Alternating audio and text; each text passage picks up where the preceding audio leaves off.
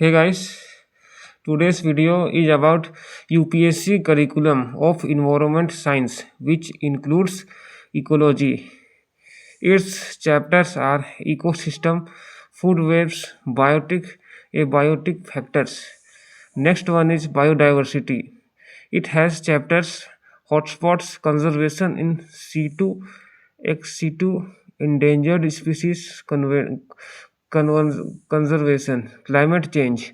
It has chapters causes, impacts, Paris Agreement, pollution, air pollution, soil pollution, noise pollution, control measures, environmental law and policies, forest conservation act, national programs, conservation efforts, protected areas, national parks, biosphere reserves, current issues, deforestation, desertification, sustainable development.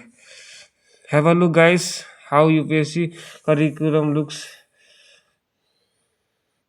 Thank you, guys, for watching this video. Stay tuned for more videos like this. Thank you.